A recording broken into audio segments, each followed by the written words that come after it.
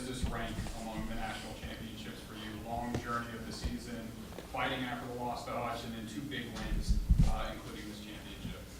Well, they're all special. I don't know if I'd rank any one of them, but as far as the dominating performance, this was the one, and I'm so happy for our kids. Like I said last night, we lost so much off of last year's national championship team, and there was just a handful of them that played in this game, and some key contributors, and guys made some big time plays on the big stage today.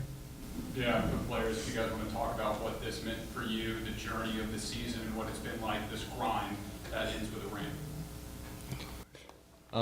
It's a blessing for sure to be able to just be out there with my brothers. We've been working for this since we got to Iowa Western in the summer, and to be able to get out there and get the victory made it all pay off.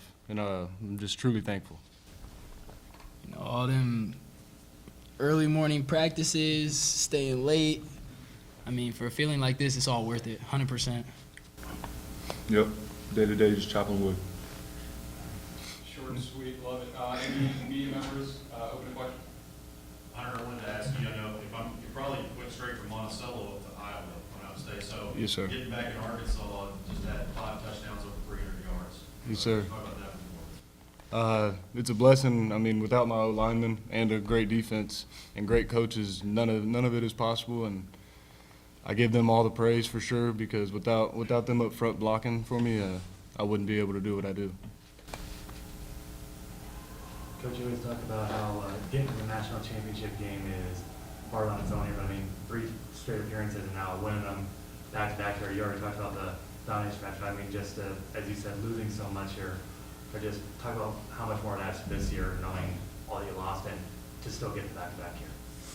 Well, I mean, I think week in and week out, we got everybody's best. They wanted to knock us off, and we didn't win pretty all the time. We found ways to win, and like I said, the kids, I mean, they work for this. I mean, these guys came here to compete for national championships. Jaylen's won 2, and this is Hunter and Luke. They transferred in here, so it's why they came there, and I'm glad that they're able to experience it. It's hard to get here. It is. Coach, what do you think led to the dominating performance? I mean, I'm sure you didn't anticipate this, or maybe you did. Well, no, I didn't. I mean, I would say, yeah, we want to score that many points, but our kids were focused. I mean, after the last regular season loss, we felt we were going to get in the playoffs. We just didn't know where. And you got to play your best football. Our 2 best games we played in all 3 phases was the semifinal game and the national championship game. It was the same thing last year. We get a little bit more time to prepare. These guys bought in. Gosh, we went 3 weeks after our last regular season game, gave them a couple days off of Thanksgiving and a weekend.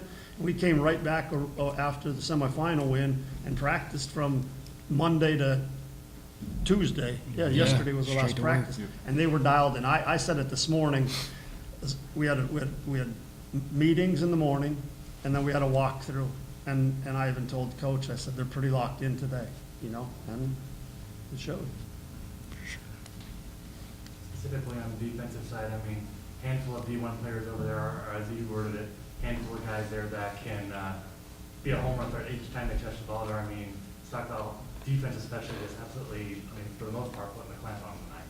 I'll tell you what, my defensive staff does an unbelievable job, number one, preparing these guys to play fundamental football. We don't beat ourselves, make someone drive the length of the field on us, and we didn't give up too many explosive plays today, and that was the big thing. But I'll tell you what our D-line does, we have 10 guys that we play. And, I mean, we don't care where they're at. The 2s are in. There's some 3s out there today. And, I mean, it all starts and I felt if we could stop their run and make them one-dimensional, we were in really good shape. Make them one-dimensional to throw and then just keep it in front of us. Make someone go 90 yards on us. It's hard to do. Then we'll get a sack, or Jaylen had 2 big, or a turnover. And that's the way it's been all year. On top of what he said, I mean, I couldn't have got those sacks or those turnovers by myself. I mean, it's a group effort. Like all four guys, all the guys next to me, coaches. I mean, I wouldn't be able to do the things that I am able to do, or like no one on the D-line would be able to do what they do without the person next to them. So for the D-line, it's definitely a group effort, and Coach Terry helped us all a lot. So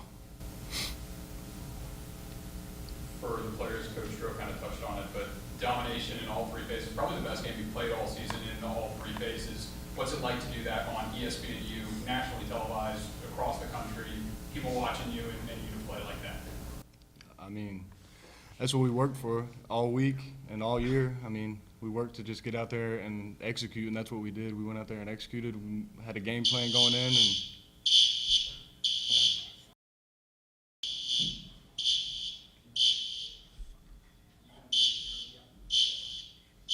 Well, you did play on fire today. somebody needs to put us out. On the block punt, you guys left the defense on the field.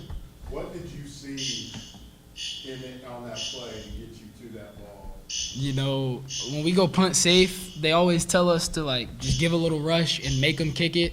And I took those first 2 steps, and then no one stepped out at me. So I was like, I'm going to go. And I went, and I bit the ball, got what I got. Not even designed to. Yeah. Saw space, and I took it.